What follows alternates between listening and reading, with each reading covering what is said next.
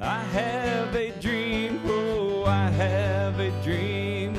Red, white, and blue, fly free, fly free. I believe, oh, I believe. Will you dream with me? Welcome to Changing Times. What a beautiful day out there in Southwest Missouri in the Springfield area. We had rain last night. Did everybody have rain? Oh, yeah. Oh, tell you what, God bless. I tell you what, we needed that rain, and we really appreciate it. We are live, as always, on Wednesday mornings at 10 a.m. at the Axe Media Group headquarters in Springfield, Missouri, out on West Kearney, near the old airport. And we have a great show lined up today. We're going to talk about a subject that a lot of people don't want to talk about. It bothers them. It scares them, and they don't understand. But it's called suicide and prevention. And we have two great guests today that we are just honored to have.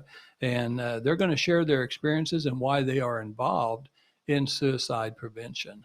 But before we do that, Don, I want to say that, we're going to talk ways that we might be able to get someone out there. We have thousands of people that watch our show every week, and it's growing every week. And so we really appreciate all the listeners. But we'll try to fundraise for you all.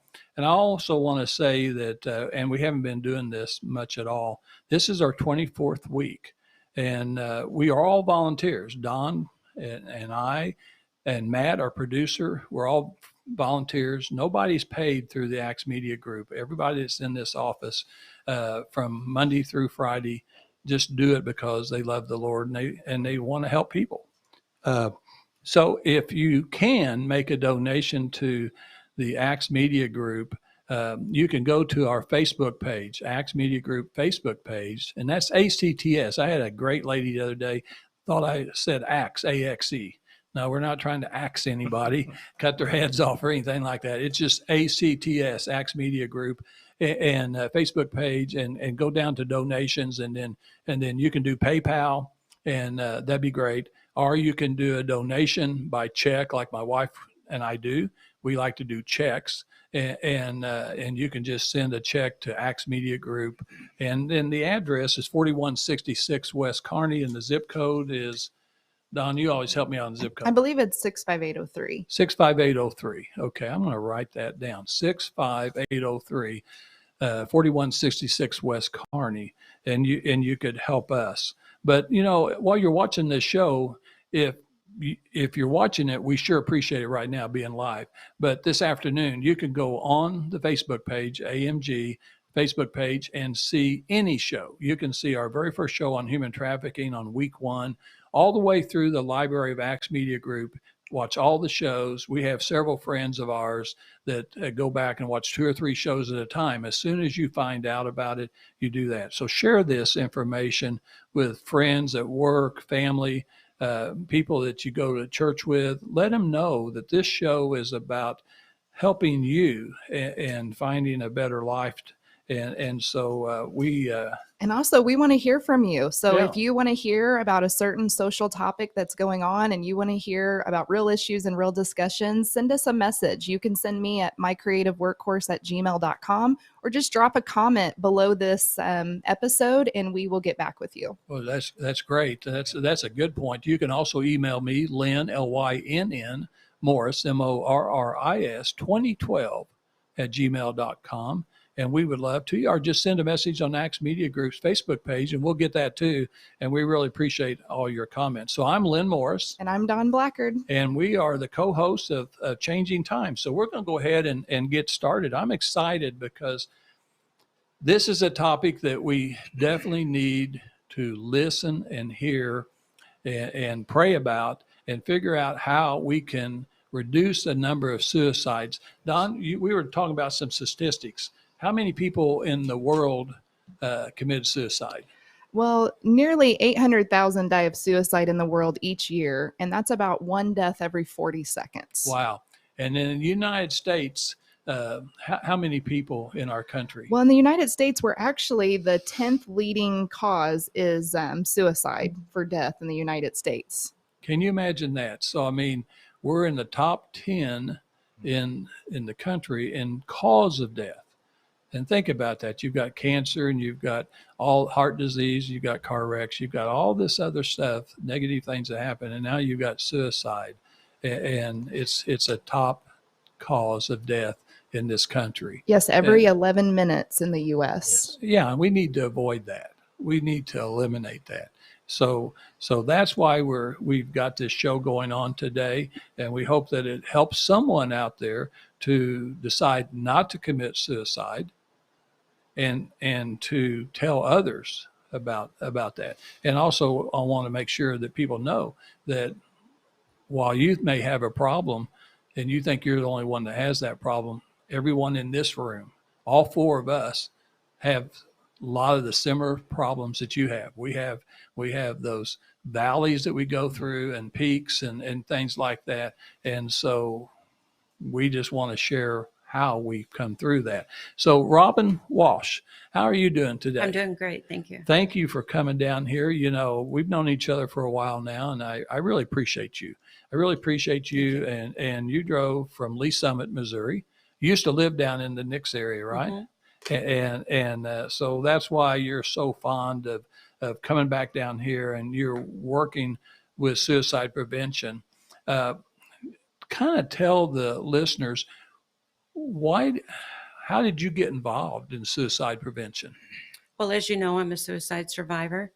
At the age of 21, I was going through my own mental health crisis and attempted to take my life. Took 60 pills, a whole bottle of codeine, and shouldn't have lived through it. But by the grace of God, I did. And then it took me many years to find out what my purpose was or what my why was. And so 3 years ago, I published a book to share that story, to basically help college kids and high school kids. And then a friend of mine just kept pushing me to start a nonprofit. So during COVID last year, I started Choose to Live. And it's just such a passion to know that the things that I've gone through, I've got the discernment to see other people that struggle and be able to pick up on the signs and reach out to them and help them. So it's just now my life mission to make sure that I can change the mind of that person that is temporarily struggling, that they think they have no hope. So I'm able to connect with families all across Missouri, which is how I met Jason. And one of the things that my deepest passion is to break a lot of these stigmas so that people can more openly talk about these issues. One of the biggest things is when people say somebody committed suicide. You don't commit cancer. You don't commit diabetes. You don't commit the other illnesses that we have. Jason's son taking his life was not a crime. It was something that he was struggling with. So I hate when I hear people say commit suicide, because that's a crime. And mental illness is not a crime. It's something that we all face. So to change the stigmas, to talk openly more about it, to tell people that it's okay to not be okay, to get teachers in schools to not fear repercussions from parents. Because these kids, if you talk to somebody that has survived an attempt like myself, I can't believe that day I woke up and thought, this is what I'm going to do today. And if you talk to people, the majority of them that have attempted knew instantly, like Don was saying earlier, they didn't want to die. They just wanted to put an end to the pain that they were dealing with. And that's the only answer they feel is permanent. Well, what's permanent is the death by suicide. And we've got to break the stigma and just start paying more attention to the people around us.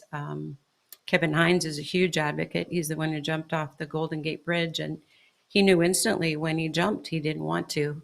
But again, by the grace of God, he didn't. And now he advocates and pays attention to the people. You know, he talked about how a lady was approaching him on the bridge, and he thought, ooh, she's going to ask if I'm okay, because he didn't have the strength to say, I'm not okay. And she asked for him to take a picture of her on the bridge. So he took the picture for her, and when she turned, he jumped. So we've got to pay attention to people's faces, Right. their actions. If you see somebody walking on a bridge, pay attention. You know, something might be going on. If you see a kid late at night, you know, out by himself, pay attention, see if he's okay. Pay attention to your neighbor. If you've not seen your neighbor out lately, check on him. You Right. know, You bring up a great point. I think we're all very strong advocates for education, public education, and also homeschooling, private schools, everything that we have. I mean, all the alternatives are great. But unfortunately, in the schools, and now I'm going to talk about Southwest Missouri because that's where basically we're from. Now you live up in Lee Summit area, up in the Kansas City area, but you know what? I think it's all over the United States, and I don't know about the world, but we have people all around the world listening to us today too. It seems like schools are very hesitant to talk about it. So when we talk to Jason and you're going into schools, you're able to get into schools. Sometimes it seems like the school board, and I was on the school board at Ozark for 2 terms, 6 years, and I remember things. It seems like the schools are very hesitant because for suicide, I don't think they understand. I think they think the if they talk about it and bring the subject up, some young person's going to, take their life. But guess what? they're already thinking You it. need to talk about it and try to discourage it. And if they don't talk about it, it can happen, can it? Correct. And one of the other things is this is not a school problem. This is not a church problem. This is a community problem. So we can't put the responsibility or all the pressure on teachers or the schools to I agree. pay attention to our children. It's the community. I could see a stranger on the road and know something just doesn't look right. Somebody at a coffee shop or wherever I run into them, and I always ask them, "How you doing today?" And if they have a hesitant answer, I'm like, life is great, and I try to say something positive, and then I usually share I'm a suicide survivor, and it just opens up the doors for them to say, you know what, today I'm not okay. Mm-hmm. And I always give my phone number or connections, or I had to admit recently I went through my own little crisis, and it was okay to stop and tell my friends, you know what, I got to take a break, because when you do advocating for suicide awareness, I took a woman to the emergency room and saved her life, and it weighs on you, and I can't imagine even the pressure Jason feels because he's on the side of the loss. I'm on the side of surviving. And, I tell Jason all the time in my families that we represent, you have to stop and be able to say, you know what, I'm not okay right now, and reach out to your friends. And if they're true friends, they're going to, band around you and lift you up and make sure that you get through that crisis. And that's what we as a community, all of us, are responsible and need to do. It's the way God wanted it. We can't. I get frustrated when the schools, get the blame. Yeah, we don't want to blame the Yeah. schools. I just like for the schools to be a little bit more open-minded. They need to be more bold. You got to be aggressive. Don and I talk about this all the time. I think Christians today need to be very aggressive because somebody's got to take a stand. Someone has to take a stand with all the things that's going on today. So we were just talking before the show started about a Zero Reason program that you were talking about. Maybe we could. Zero Reasons Why, and I would highly recommend any kid to follow them on Facebook. I am in Jackson County, Johnson County, Kansas, right next to us. One school term, we're not talking one full year, we're talking 9 months. They had 17 suicides. Oh my. 1 9-month period. So the kids kind of band together, a student council, and they got together and they created Zero Reasons Why. And they would do like storytelling time. You see this kid come out of the counselor's office, you're the football jock, and you make a joke to the kid why he's in there. And then a cheerleader comes along and she sees that the football guy is harassing the kid. And what do you do? And so it opens up the kids to be able to say, well, I'm that kid that came out of the counselor's office. This is how I felt. Or, oh, I was the football jock that was harassing him. I didn't know that's how you felt. So these kids are banding together and sharing their stories of what they're going through, what they're witnessing. And in 1 year, Johnson County dropped their suicide rates by 33%. So this is a program that I'm trying hard to advocate to get into the schools. They will not just go to a school and say, here we are. The counselors, the superintendents, The schools have to invite them in, let them share the program, and then I think it can save a lot of lives. If you follow them, you'll see the stories of, I just read one where a lady was driving home late at night. It was dark. She saw like a teenage kid walking the bridge, and something told her something wasn't right. And so she shared her story of how she turned around. People don't want to get involved. She turned around, sat with the kid, and convinced him to go home. She took him home, and it was her birthday, and she shared that for her birthday, she wanted to know that he was going to be okay, and he said he would be. Then she called 911 and asked them to share with the parents what this kid was about to do. And the mom called her back and thanked her and got the kid immediately into a facility that evening and saved his life. Great. Most people will see that, Right. not want to get involved and drive on by, and guess what? We just lost another one. So you have to pay attention. One of the things I wanted to say, you were talking about the statistics. So Missouri just got the bad report of being number one in the United States with COVID. I think that's a horrific number to, have that label on our state. But a lot of people don't know we are number 10 in the nation. Missouri is for suicide rates. I'm more worried about that number than I am the COVID, even though I'm not, in any way dissing that COVID is in our state. But those numbers are horrifying to know that we're number 10 in the nation. What are we doing wrong? So, Robin, we are number 10. And then also I need people to know that there's 10 counties that in our state that got a grant through community partnership with the Ozarks and federal government. And so Greene County, Christian County is in that top 10. That's Southwest Missouri. Yeah. And then I'm sure Jackson County's in that top 10. I don't know about Johnson County, but Yeah, Jackson County is. Christian County is not big city like St. Louis or Kansas City. You think that a lot of times problems are in big cities, but suicide knows no boundaries. It knows no boundaries. It knows no person that's going to be. Well, actually, I guess there's more boys that commit suicide, more males than females, right? And then like 4 or 5 to 1. Is that true or not? The other thing is it's more African American than Caucasians Really? that are attempting. One of the things that we did with our nonprofit is we created a video to show people that it does not discriminate. We lost Robin Williams, Kate Spade to suicide, and you would think they had everything: money, family, fame, everything. But a lot of people in our video, what we did was show the ending result of if you take your life. A lot of people don't know that Martin Luther King attempted suicide twice by the age of 13. So if you stop and think, what if he would have taken his life? Right. Look what wouldn't have happened to history. The other one is Walt Disney. Look how much Walt Disney has touched the world. And he had suicide attempts by the time he was 13. So we created this video to show how it doesn't discriminate those that we could have lost and what they've contributed to the world. And then we did a portion of those we did lose so that people could remember, the ones that we lost. That, Robin Williams, that's the one that hit me hardest. He fed the world with hope, encouragement, and humor. Right. And then the ending of our video is all of the people that we've lost, Jason's son being one of them. And just people have got to see the impact of what it does to those it leaves behind.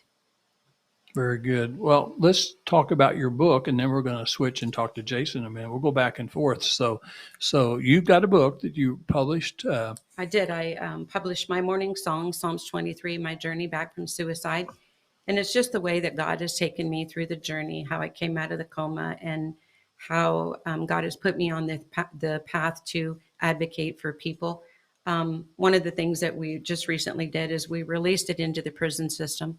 So it is in 500 prisons, men and women's across the United States. We give it to college kids. I put it in our resource kits that we give to schools when they have a crisis. We just give it away to give people hope and encouragement. And it recently. I had a grandmother reach out that I had given her granddaughter my book, and it saved her life. Right. She admitted she had problems, and they were able to get her counseling. And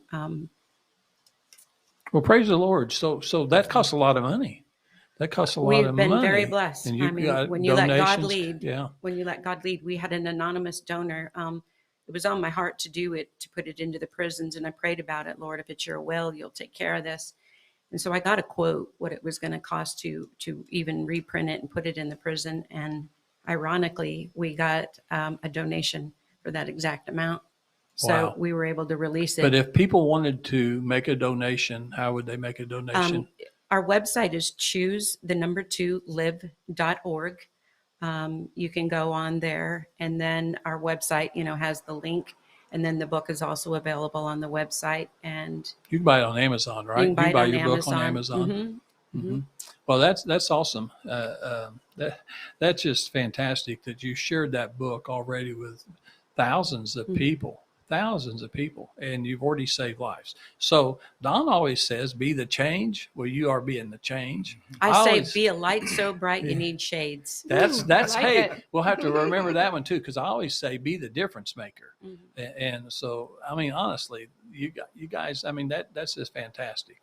Well, thanks for sharing. We'll be back now. Jason, thanks for being here today. You're welcome. I haven't met you until today, and I've talked to you on the phone a few times.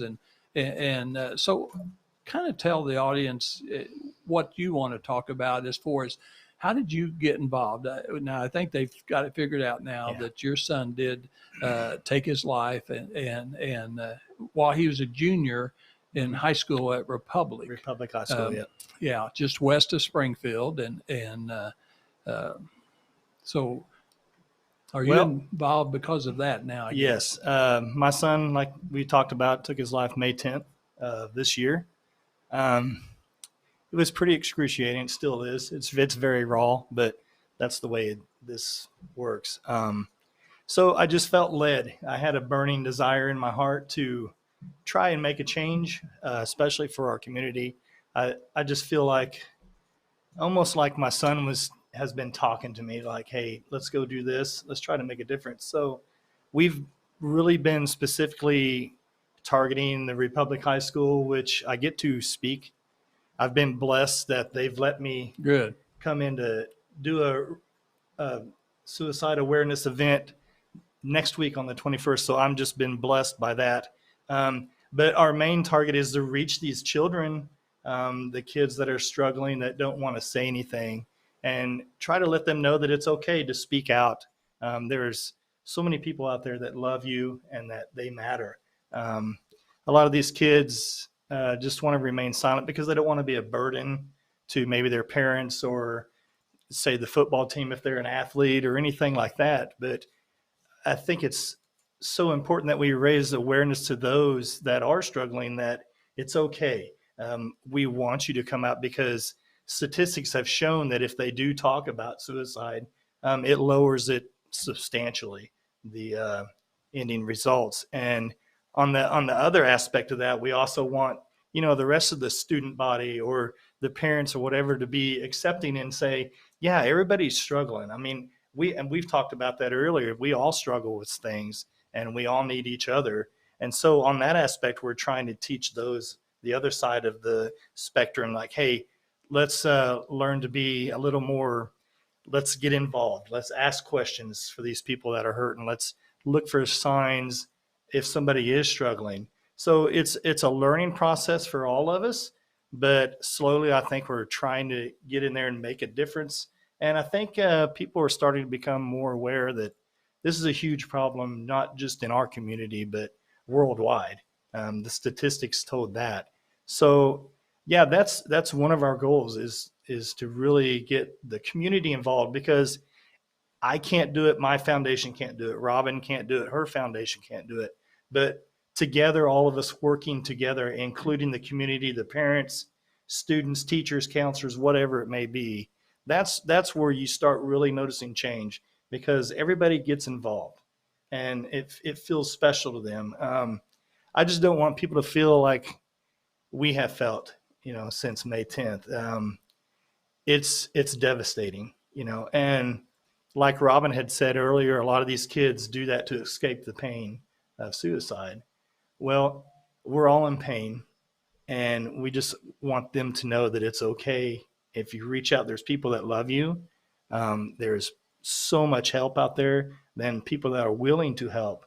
And we just need them to stand up and know that it's a sign of strength if you come on out and let us know that you are hurting, because we all hurt, we all of us do. So, but we're there for everybody. Well, Jason, I'm so sorry. I mean, you don't, people that have never had that happen in their family. I think I shared with you, and I think I shared with Robin too, that I had a cousin. I was 10 years old when this happened down at West Plains. That he was in his 20s and he committed suicide, took his life, and I remember. I mean, I'm 72 now, so I can still remember that. I don't remember every funeral I've ever gone to. I just know I've gone to a lot of funerals. I do remember a few funerals. I remember that one. I just remember that was different. It leaves a hole. It does. It leaves a hole. It really does. I saw the family and the way everyone acted and felt and stuff like that. And so we don't want families to go through that. So if people were wanting to help your foundation, Tristan, Tristen, Right. TEN, Hope Foundation, is that how they can Yes, go online and yes, if they go online to tristanshopefoundation.org, they go to our shop. There is a spot where they can donate to stuff in there.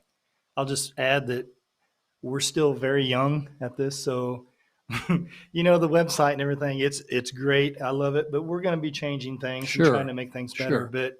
And I want people to understand that, and I've said this before, but we're all in this together. Like, I'm learning so much about suicide and mental health and everything that goes with this. It's just amazing. And there are so many websites, Zero Reasons Why, Seize the Awkward. There's just thousands of websites out there, the National Suicide Prevention. And they have classes and they have different things. And I encourage everyone to go onto these websites and check them out, because a lot of these are free. They'll just do a little class online. You got to sign up for it, but it's just, you learn so much and it's amazing, and it will help everybody understand what a problem this really is for not just the survivors of suicide, but for everyone in the United States. This is a problem. And it's encouraging if you get a little bit of knowledge, and then you'll start realizing, hey, this guy, I might be able to go talk to this guy and say, hey, how you doing? Because that could make a huge difference in someone's life. Right. They could be having a terrible day and just, in their mind going, okay, today I'm just going to end all this. And somebody could come up and say, hey, how you doing? Are you doing okay? Let's go sit and have lunch together, or, just give them a high five, or just recognize that, hey, there's a walking human being right here. That can mean the difference in somebody's life. And I've been saying a lot, through the power of Jesus, we can move mountains. We really can. I agree. And I think if we grow the community together and we all start learning about the suicide and start just loving on everybody, I think we can move mountains in our communities. Well, I agree. I tell you what, I always tell people kindness is the best medicine in this world. Reach out and do something good for people today. Right. I think it starts there. I think paying attention to your fellow person, wherever you see them, like you were talking about a while ago, you see somebody, a kid or an older person kind of walking by themselves late at night, or on a bridge, or on the highway, or something like that. Just be a little bit more aware of what's going on around you, and pay attention. I mean, just so up and down streets where you live, know what your neighbor's doing. Don't be nosy. You don't want to be nosy, but just kind of help check on your neighbors. Right. Check on your neighbors when you're walking up and down the street. My wife makes me walk, and I don't like to walk, but wave to people and ask them how they're doing and stuff like that. Then you can slow down, don't have to walk, and you can talk to people for a while. But just find out how people are doing would be good. So let's kind of talk about signs of and reasons why people are committing suicide. Would you all say that during this COVID situation with schools, some of the schools had almost 2 years of no in-class learning and just being isolated. Some kids did really well doing everything virtual, and other kids did not. Do you think that caused a lot of problems too? I think social Robin? media Social is media one of is our the- biggest things because you can hide behind that keyboard. Bullying is a huge thing, which brings up another organization that's out there.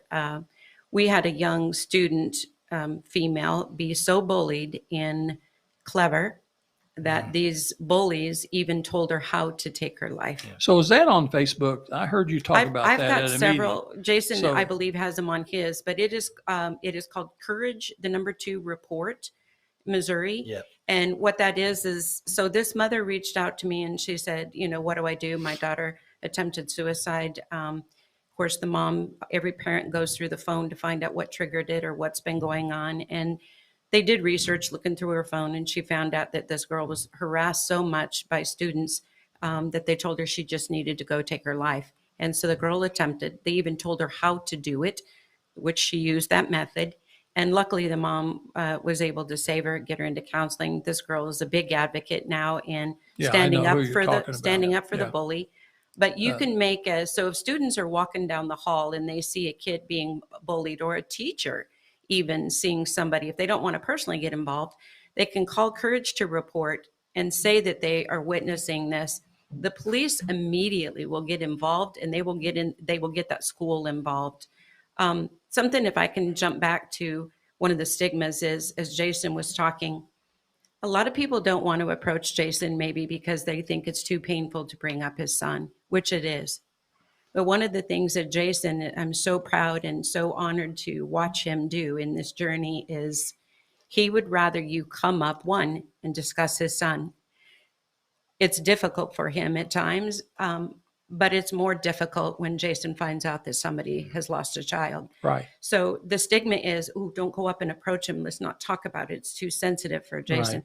That's why Jason's doing this. He wants to break that barrier of the wall of a stigma of, don't bring it up because, too many questions. Some people cross the borderline of what they do ask, but Jason would rather you approach him and bring up an open wound, talking about what happened.